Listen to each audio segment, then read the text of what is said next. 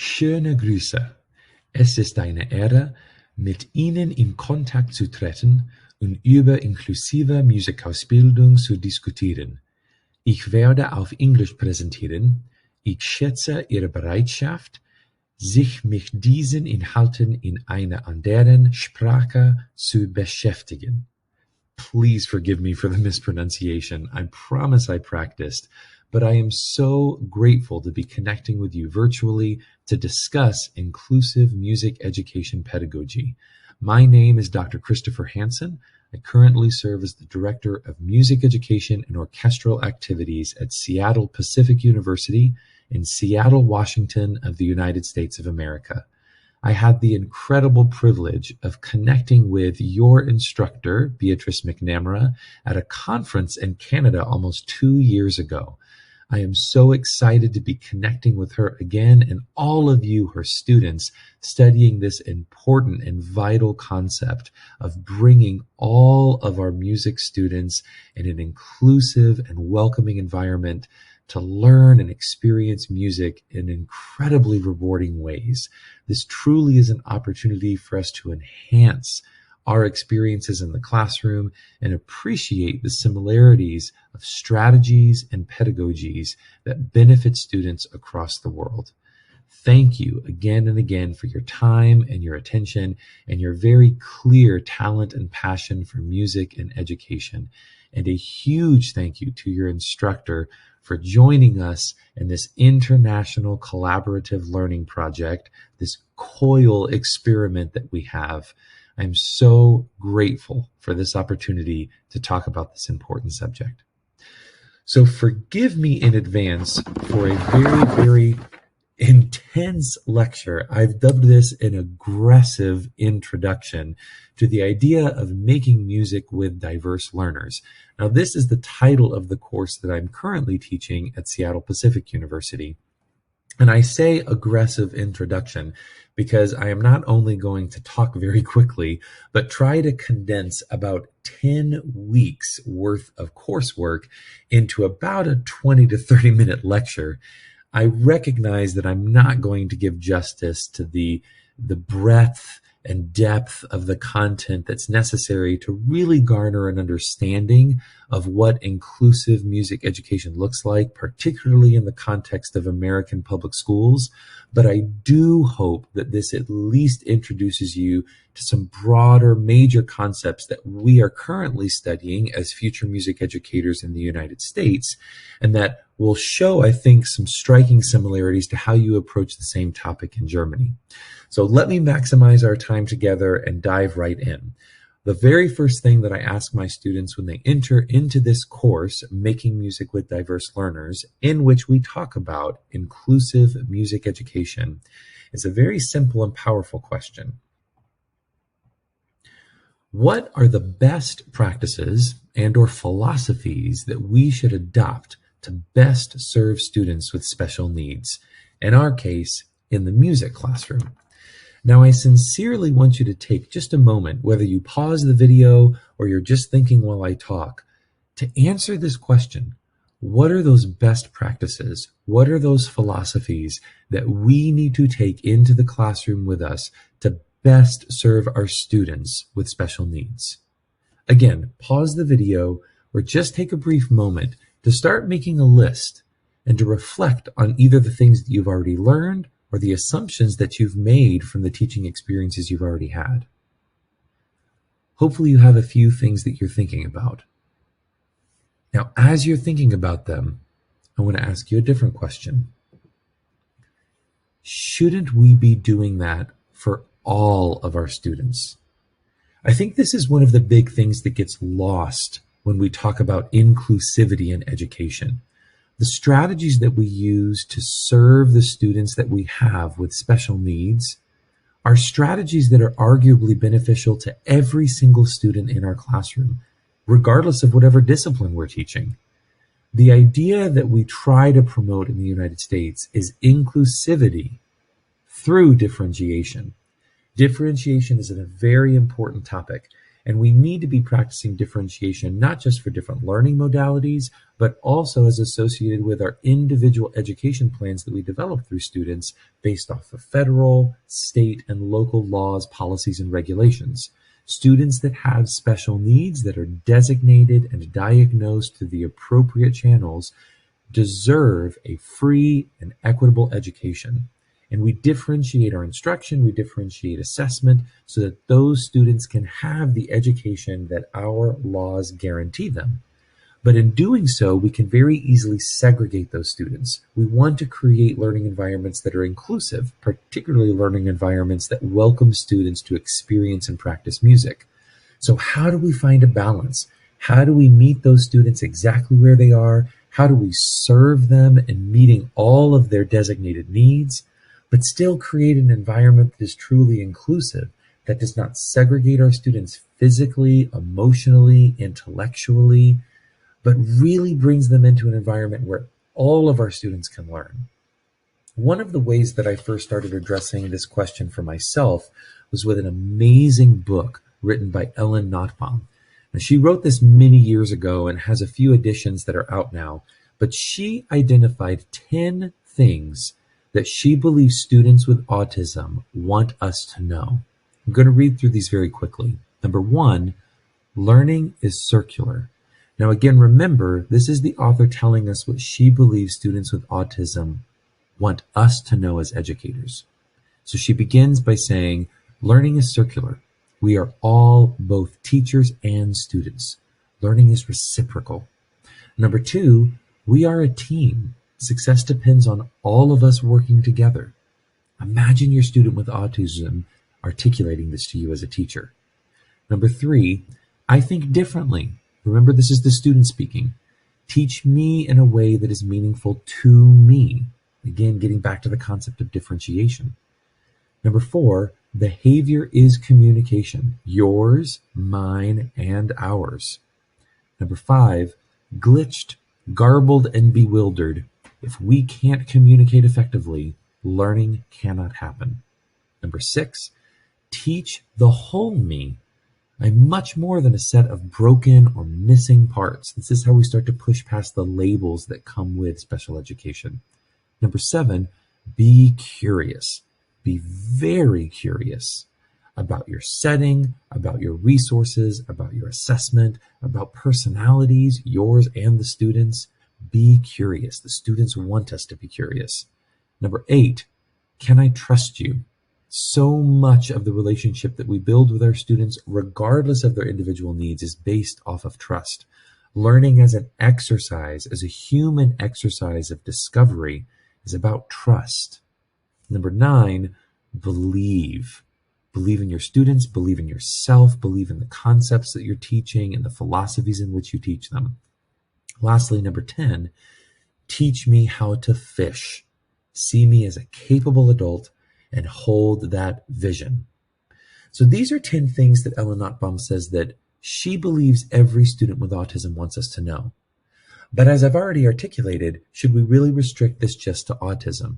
Do we have students that are on a spectrum of needs that would want us to think these same things?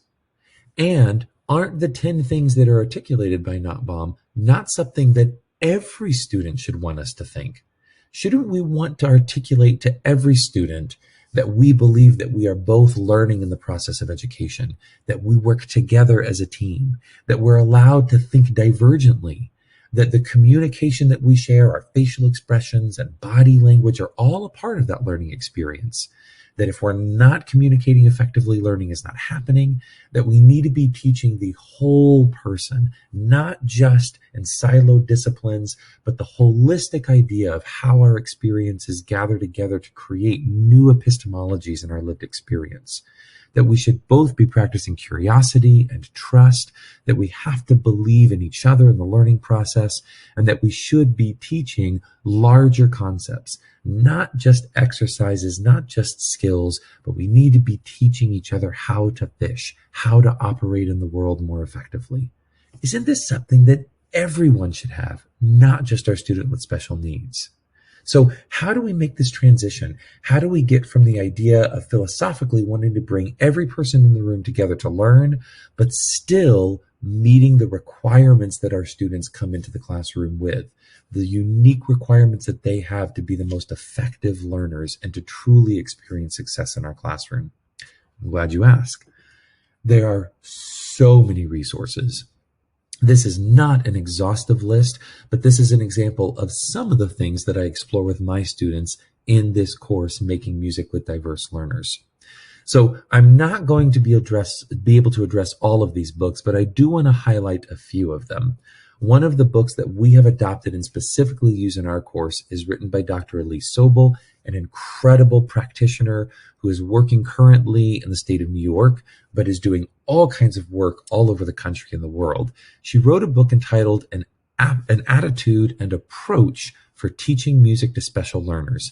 This is an invaluable resource. Unfortunately, I'm not aware that a translation in German exists, but undoubtedly you would be able to access some of these resources and easily reach out to Dr. Sobel at New York University, and I know that she would share these with you and provide you with a platform in which you can have them translated.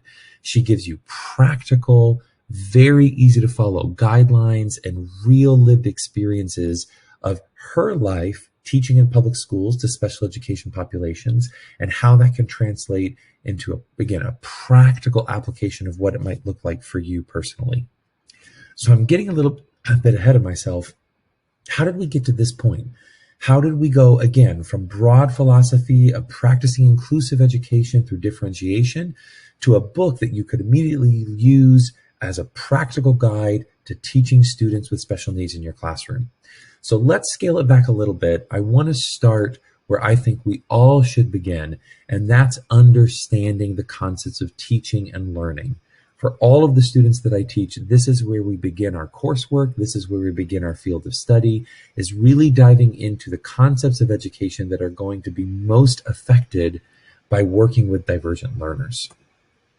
So I go to a book and an incredible scholar, Jackie Wiggins, entitled Teaching for Musical Understanding.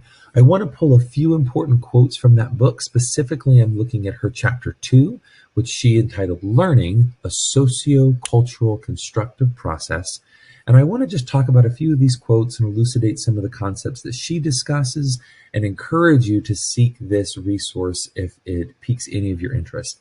I won't try to be too pedantic and read through every slide, but I want to just facilitate a conversation and hopefully pique your interest and give you a background of what it is that I expect my students to know as they begin this exploration of inclusive music education. So at the beginning of chapter 2, a few quotes that are important. Although theories of mind certainly have implications for what we need to do as teachers, they do not describe the actual teaching process. To fully understand learning and teaching, one must understand the sociocultural contexts of learning. The idea of a social constructivist vision of learning is directly tied to psychological research and perspectives, specifically Jean Piaget and, of course, Vygotsky. Piaget known for his learning as a constructive understanding, and then Vygotsky talking about all human learning taking place within social context, the meaning between people. This could be sort of seen as an axiom that all knowledge is socially constructed. This is the social constructivist vision, right, of learning. Some of the key terms that we would think of then from a psychological perspective is interpsychological versus intrapsychological, the group versus the individual, and of course Vygotsky's zone of proximal development. Now again, this is what I consider foundational. This is something that we need to approach the classroom with so that we can understand the human beings that we're working with from a psychological perspective, ultimately then to change our teaching strategies and pedagogy to best serve them. So what are the actual implications of Vygotsky's work on teaching? There are 4 that are highlighted in Wiggins' text.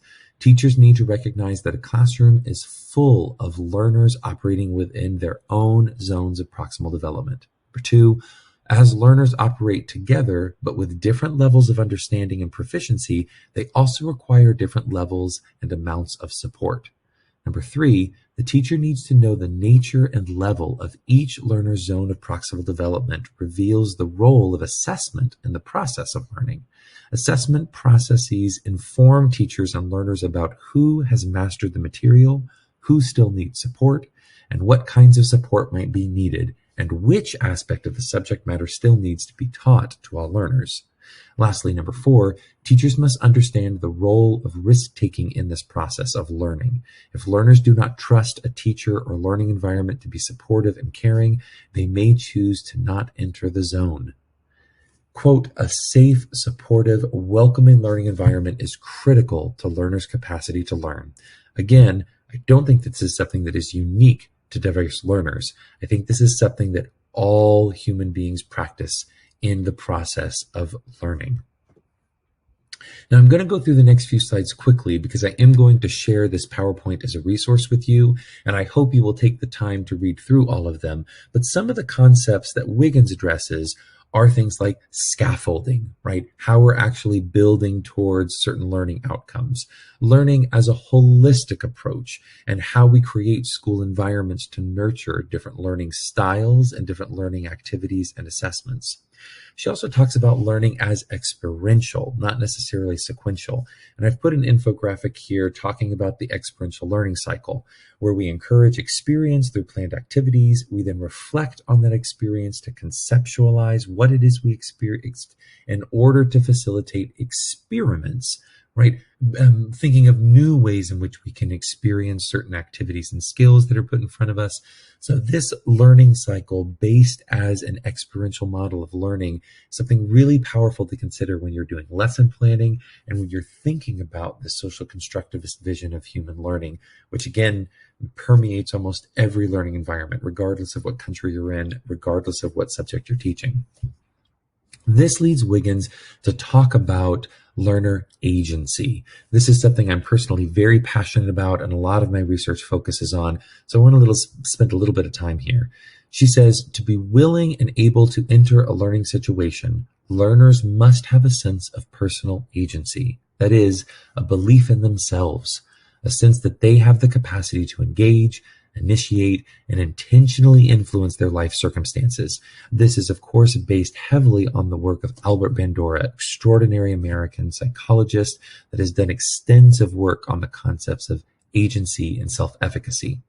I love this infographic, and of course, this is pulling from another incredible scholar, and it says, less us, more them, creating student-centered context for learning. Quote, I think it's an exaggeration, but that there is a lot of truth saying that when you go to school, the trauma is that you must stop learning and you must now accept being taught. This is, of course, a quote by Seymour Papert.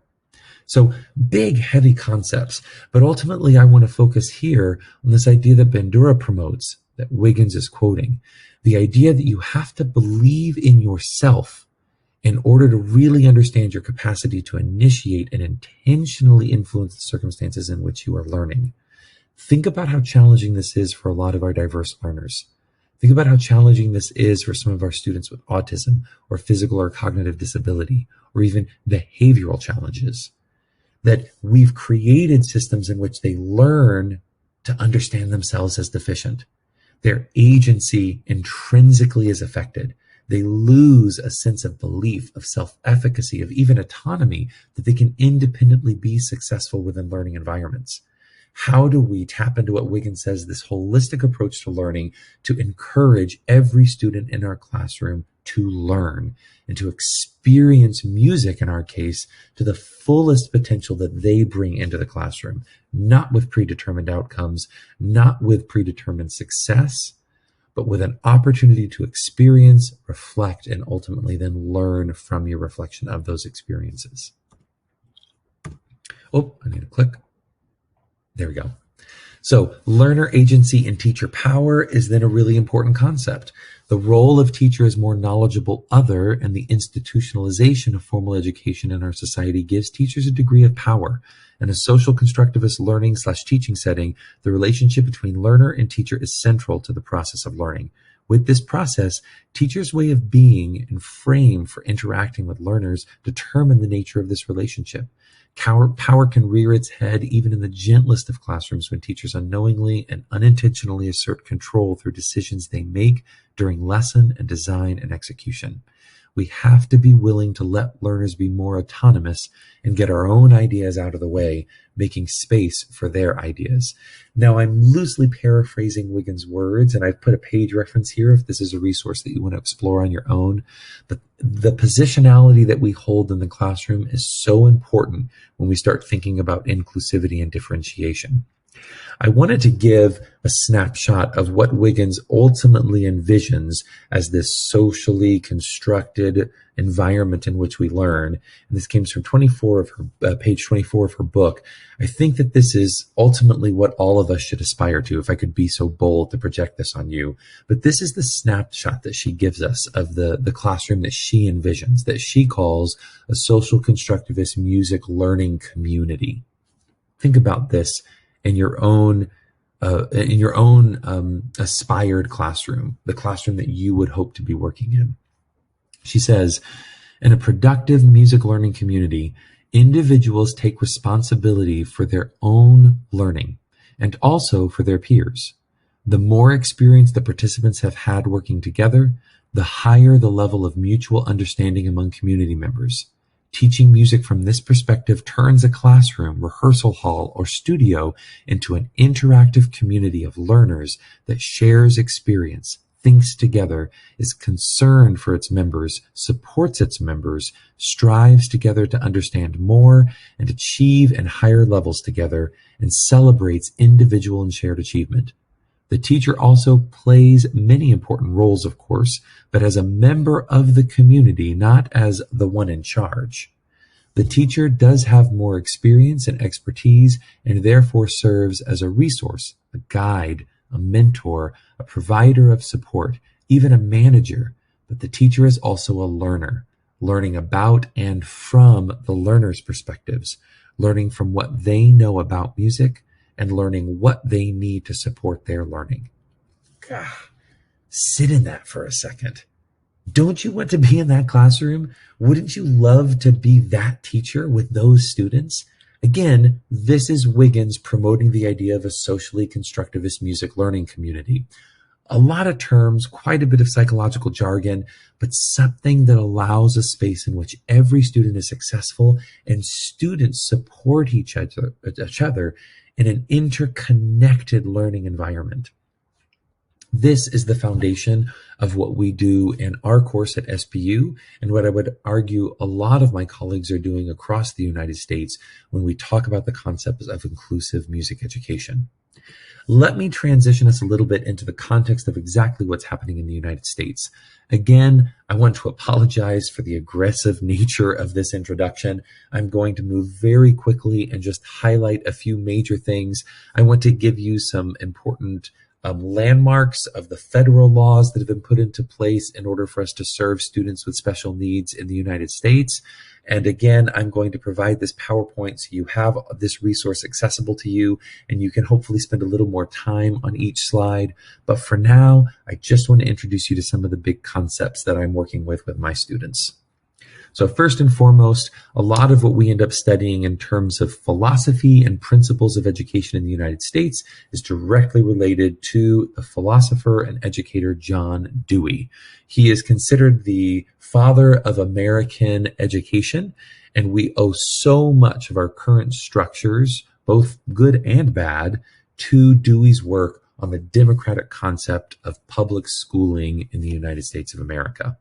Quote, "All students have a place in our schools, and they all deserve an education that includes music." This comes from an incredible book called Teaching Music to Students with Special Needs by Alice Hamill and Ryan Horrigan, two incredible scholars that deal with inclusive music education. What Dewey brings into the mix, and why I believe they talk about him in their first chapter of their book, is he talks about the significance of unequal opportunity. A few things to note. Dewey regarded public education as a crucial pillar to upholding democracy. Quote, "In order to have a large numbers of values in common, All members of the group must have equable opportunity to receive and take from others. There must be a large variety of shared undertakings and experiences. Otherwise, the influences which educate some into masters educate others into slaves." End quote. And this is a quote from John Dewey. The idea is the school experience for some students is vastly different from those of others. In some situations, students have more opportunities than others. Educators are now challenged to expect achievement from all students, regardless of their background or relative strength in areas of challenge. It is clear that an equity gap remains in the public education system, and this disparity affects children in poverty, in certain ethnic and racial groups, and students with disabilities. So let's look very briefly of special education in the 21st century. What does that look like, particularly in the United States? This book gives some really great detailed examples and vignettes with testimony and narrative from the lived experience of music educators and special education instructors in the public school setting, engaging students through learning. So in my coursework, we do a lot of work in this book specifically to talk about these narratives, this little vignette that you see, that reveal these truths of what it's like to be in the classroom, navigating all these federal and state and local policies, laws, regulations, and still trying to achieve these big philosophical goals that we've set in front of ourselves of inviting every student into the classroom, into the learning process. So here are some of the things that one of the vignettes teach us from the chapter. And again, this is coming from a teacher that's living this experience. "My students require an extremely structured environment. There is no room for being ill-prepared or planning on the fly during the day. People say teachers have eyes in the back of their heads, but special education teachers must have eyes all the way around their entire heads. As you can see, special educators are on the difficult front line of two reform initiatives, general special education and inclusive education." So again, this is a special education teacher specifically talking about their experiences in the classroom. And again, part of my goal in introducing work like this into our own course is to try to get our prospective educators, our music teacher candidates, to appreciate lived experience, right? This goes back to that experiential model of learning. We have to talk about what's going on in the classroom. We have to start garnering perspective as teacher, but also as learner, to really appreciate what it is that we want to accomplish with our students. So I'm going to go push through this relatively quickly. Again, you'll have the PowerPoint to be able to digest this a little slower if you choose to. Some of the challenges that we see in the United States specifically deals with funding and demographic issues. When we look across states and different communities that are more rural or more urban, we see a sincere disparity between funding and where we see lines of access and equity in terms of what services are being offered and how tax dollars are being allocated to special education services. We also see a disparity in terms of family challenges and how families are served. This particularly is evident when we look at socioeconomic status and proximity to urban versus more rural or suburban or rural, more rural areas within different communities. So lots of different ways in which people are trying to engage and serve their students best, and lots of perspectives to consider. When we are looking at this book in particular, it promotes what's called the label-free approach. And this is the idea of trying to approach your students' learning in a way in which you focus on the ability rather than the disability. And this all ties back into supporting a democracy in the learning environment, a la Dewey. Educators must seek to eliminate disparities in educational opportunities for their students in order to really ensure equity and a democratic concept of what education is supposed to look like. Now we're getting into some more of the specifics. What does disability look like, particularly in the United States? This book offers 6 disability categories in which they are using what is IDEA, the Individuals with Disabilities Education Act. This is one of the federal laws that we've passed in the United States to serve 14 disability categories. Now, I have those listed on the screen, but I want to make sure I make a differentiation. The 6 categories that you see listed are what Hamill and Horrigan have suggested is a way to approach teaching special learners without these specific labels that have been designated in federal law. So they're going for a label-free approach, and they use these 6 categories to develop certain teaching strategies within their book. The 14 strategies that you see listed are a part of the federal laws and regulations that we have to adhere to in the United States. So I'm providing a link here, and this isn't English, but you can change the subtitles to German to talk about these 14 categories of disabilities. Now, again, this is laid out in federal law. So if you want to know more about each of these categories, you can watch this video. It's about 10 minutes long, and it does an incredible job of breaking down each one of those categories that are protected under federal law that would affect every state, every community in the country. We don't have time to watch it now, but again, that'll be embedded into the PowerPoint, and I would encourage you to be able to explore that on your own.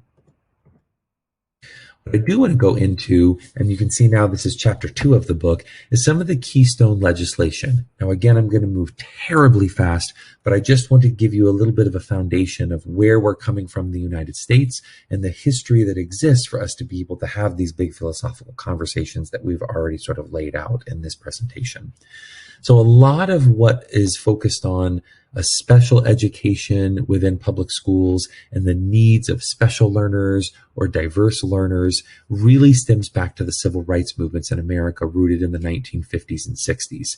For most of you, you've probably heard reference to this at some point, whether in context of world history or just learning about Western civilization in general and talking about the disparities that exist in the United States, particularly as it is associated with race, and particularly the African American community or Black versus white issues that we are still dealing with to this day. I want to make that very clear. The civil rights movement established incredible federal regulations, laws, and policies that deal with racial discrimination, and then slowly branched out to deal with gender discrimination and discrimination of abilities and disabilities in the United States. But we are far from having solved all of our problems. I think that is painfully evident, particularly in today's culture and environment. But a lot of what we see around the laws that have been passed for special education can be directly affiliated to the work that was happening in the 50s and 60s as it came to civil rights. One of the first things we see is 1954 Brown versus the Board of Education, which overturned Plessy versus Ferguson, that had designated separate but equal the idea that Black students and students of color could be educated in segregated schools as long as they had equal opportunity to resources, funding, and an education. That was found to not be the case. And so Brown versus the Board of Education overturned that and allowed for an integration of students in public schools. As some of you are probably aware, this did not happen right away, and we are still suffering with very entrenched and ugly political moves that have intentionally segregated students because of socioeconomic status or housing availability. So even though the schools were supposedly integrated, it took decades before we saw that come to fruition. And today we're still dealing with fallout of it being put into poor practice or intentionally segregated through other means in terms of access and socioeconomic status. It's very troubling, to say the least. Moving into the late mid-60s, we see the passing of the Elementary and Secondary Education Act. Now, this was the United States' opportunity to take a focus and take a measurement of what education looked like in the country and sort of respond to that in a way to make intentional efforts of establishing standards and assessments of public schooling in the country. Believe it or not, even though we had been educating students for over about 170 years at that point in public schools throughout the country, we had not established standards across the country. So education looked different in every state, and that was very problematic. It wasn't until the 60s that we really started to appreciate that, again, tied to the work that was done in the 50s through the civil rights movement. And we started to have very intentional conversations about making sure that every student in the country had an equal access to education and an education that was standardized and valued. This takes us into the 70s, where we start to see some more specific legislation focused on health and rehabilitation. We get the Health and Rehabilitation Act of 1973. This is a piece of legislation that helped increase equal access to facilities, services, and treatment for students with disabilities, but it talked much more broadly about people with disabilities and how they had access to the country in general. This is where we get Section 504, which talks about free and appropriate public education for all students. I put a link here to an amazing documentary called Crip Camp, A Disability Revolution, that's offered on Netflix. I highly recommend watching it. It's an extraordinary documentary. I'd hope you have an opportunity to look at it. But this time in American history, the 60s and 70s, is where we see the majority of federal laws being put into place to provide equal access to education, to housing, to employment. Again, we have not solved all of these problems, but this is a crucial point in our country's history to start setting the foundational laws that then were put into practice that have now been upheld and or challenged discriminatory policies. So getting into 1975, just very close to this Health and Rehabilitation Act that we see passed, we get into Public Law 94-142. This is a pivotal moment in which we start establishing specific services with students with special needs. We see the establishment of the IEP, or the Individualized Education Program, which is a specific way of designating those 14 categories of disabilities and serving students equitably in public school. This then matriculates into more opportunities to focus on skills and to develop students. A quote that came out of the hearings that came with this is really significant. It says, the use of the arts as a teaching tool for the handicapped has long been recognized as a viable, effective way not only of teaching special skills, but also of reaching youngsters who had otherwise been unteachable. The committee envisions that program under this bill could well include an arts component, and indeed urges that local educational agencies include arts in programs for the handicapped funded under this act. Such a program could cover both appreciation of the arts by the handicapped youngsters and the utilization of the arts as teaching tool per se. Now, when it references committee, this quote is specifically coming from a Senate hearing, a legislative hearing in which they were passing this law. And so it's amazing for us to look all the way back to the 70s now, well over 50 years ago, in which the conversation of including the arts as a tool to serve students with special needs was fundamental to the concepts of getting federal laws in place to be able to serve students with equity. The arts were a focus at the very inception of the laws that we have in place. I am remiss to say that we don't always see this coming into practice and fully being appreciated within public schools, but the foundation is there in the history of the laws that support our students with special needs. We also serve students that we designate as gifted and talented. It is not just students with cognitive and physical handicaps or impairments. We also consider students with gifted and talented needs as a part of our special education population, and those students that are federally protected to receive specific services. The legislation and actually the lawsuit that was brought, Jacob Javits, is an act that was passed in order to serve those students that we consider gifted and talented.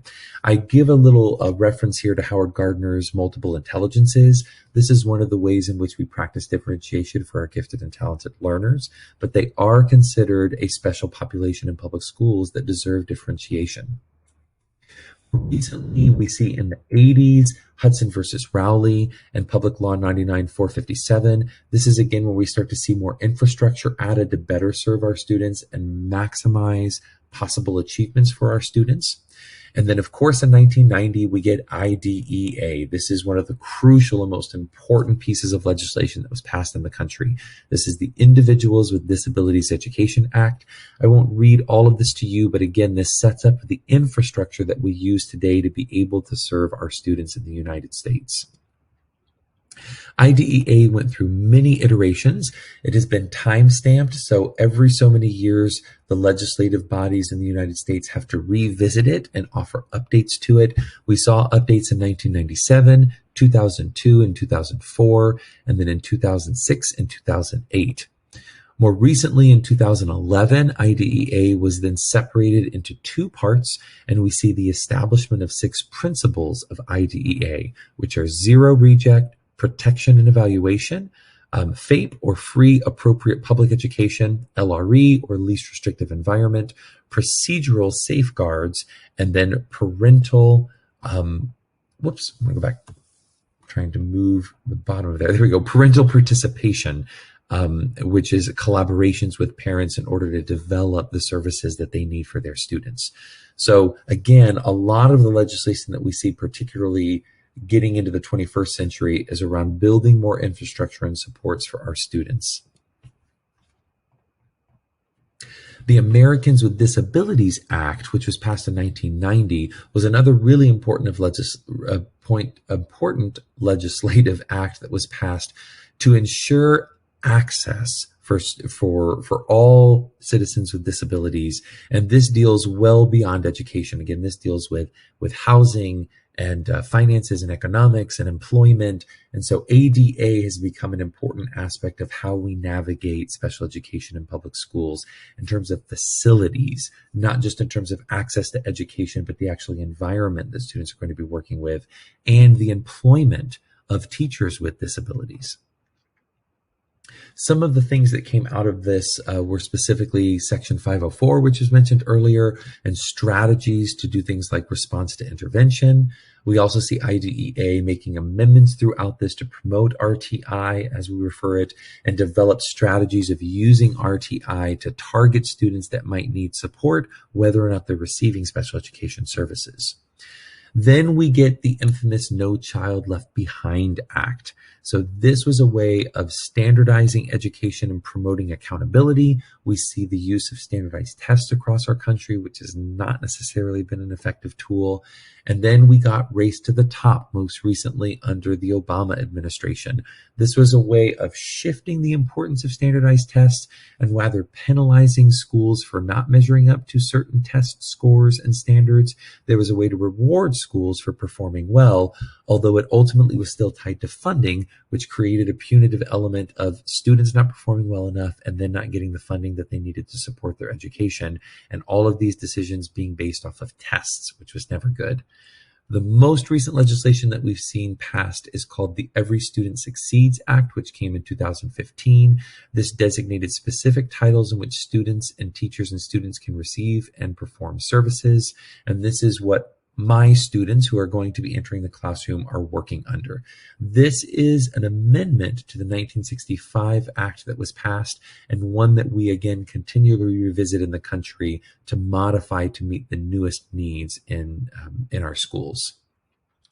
So ESSA, as we refer to it, or ESSA, also makes reference to the Common Core standards and revitalizing standards for public education within the United States.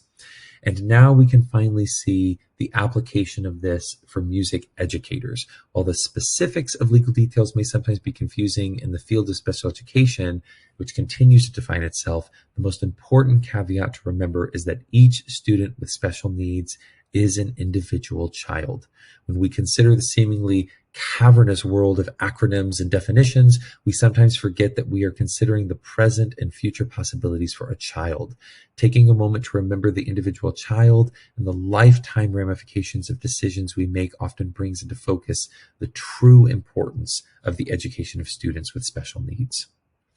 So similarly to the previous video, this is the same YouTuber. I provide another link that talks about the important legislation and a timeline that's happened within the United States. Again, you're welcome to watch this, and it's easy to put on German subtitles for it if you want to learn a little more about that history. The important thing that I wanted you to walk away from with today is that there is a relatively rich history in the United States of enacting federal laws that then mandate to states and local communities that they must be serving students with tax dollars in order to ensure a free and approachable and equitable education within the United States. So I won't have time to be able to go through these slides, but I am including them in the PowerPoint so that you can appreciate. My course serves both music educators and music therapists, which some of you might be familiar with already. So in the course that I teach, we utilize some resources to talk about the significance of music therapy and how that is a service that can be provided under federal laws and regulations. So forgive me, I told you this was aggressive introduction. I'm just going to power through these slides and just make reference to them. You're going to see them very quickly. I'm not going to have time to be able to talk about them, but I encourage you to explore them. This is where we see the use of least restrictive environment. We talk about collaborative possibilities for music educators and music therapists to provide services, clinical services for students. We talk about the difference between mainstreaming and inclusion, the roles of music educators and music therapists within special education and how they play different responsibilities within the life of our students. We talk about inclusive settings and cooperative elements of learning to promote inclusivity, music education as adaptation of how we meet our students' need within contained environments. We also talk about age-appropriate materials as well as related services of music therapy, and then ultimately the eligibility to receive music therapy services within public schools. So there is a specific assessment that can be given. There are actually a couple of them. And so in the course, we explore that. The most popular one is entitled SEMTAP, and how do you actually administer the SEMTAP so that students can receive special education services under sheltered environments within public schools, and then how would you ultimately implement that as a music therapist and or as a music educator and advocate for this to be present within your public school system. A few things to consider. Music educators who work with students in an inclusive setting are in a unique position to observe individual students' responses to music. In some situations, the music educator might have to educate the IEP team about the benefits of music therapy in an educational setting and help the team understand the difference between music education and music therapy. The music therapist needs to be aware of the fact that the school, district, or even some IEP team members might oppose the addition of music therapy as a related service for students who receive special education services. Many times the music therapist must educate members of the team to inform them of the benefits of music therapy services on educational settings. So I reference these things to let you know that it's not that this is new, but it has not been standardized. Music educators are on the front line, and we have a responsibility to educate our team at the school to understand the benefits of music therapy and the federal opportunities that exist to bring music therapists into the school to serve our students. And likewise, music therapists have to perform a lot of advocacy to be able to get into the schools and to be serving students with music therapy services. I talked very briefly, or at least provide a slide referencing the book that talks about how music therapists get into the public schools and what that ultimately looks like as a professional music therapist trying to operate with music educators. They are two very different professions. And then I offer a link to another great resources that talks more specifically about inclusive teaching and learning in the United States, and a whole bunch of other resources that are available for lesson planning and music activities at different grade levels and different disciplines. This is an amazing project that's being housed through Gettysburg College, and I highly recommend checking it out. You should be able to use Google Translate on the website to be able to appreciate the resources that they have. Whew. I told you it was going to be an aggressive introduction. I apologize for speaking so quickly and only being able to touch on such important concepts, but here is what I hope you're leaving with after this introduction. A list of a bunch of resources that are available through the PowerPoint that I'm sharing with you and the live links that are embedded in the PowerPoint. Hopefully you've garnered a critical perspective of teaching, learning, practicing, and performing music philosophically and conceptually, what that ultimately looks like in the United States.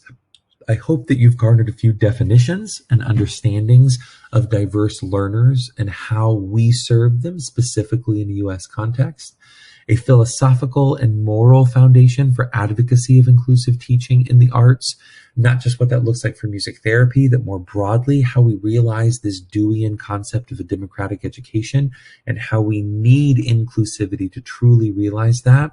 And lastly, I hope that this rant that I've provided for you gives you the confidence to change the world. I know that seems like a really bold claim, but with this virtual connection that we're establishing, with this COIL project that we're experimenting with, I want to empower you to see the work that you're doing as an opportunity to change the world. And I don't say this facetiously. I say this in the incredible words of Maxine Greene. The arts, it has been said, cannot change the world, but they can change human beings who can change the world. I genuinely believe that is what we do as art educators. We are called to change the world by engaging the human beings in front of us. It is an incredible responsibility, but is one that I know through experience we are capable of achieving. I want to thank you again for your time and attention. I apologize for the brevity of this presentation, but I am so grateful to be connected with you. I hope that you are able to access these resources and translate them and appreciate all of the things that are embedded within the PowerPoint. I want to encourage you to please feel free to reach out to me if you have any questions, comments, or concerns. I would love to know what you think about this content. You will be engaging with my students through this process, and ultimately we will be connecting for a synchronous opportunity to engage with the topics that we're discussing through this COIL project. But outside of this quarter or this sort of learning that you're doing in your calendar year, I strongly encourage you to reach out and make connections and build your network of support. I am so excited to talk with you more as we progress through this project.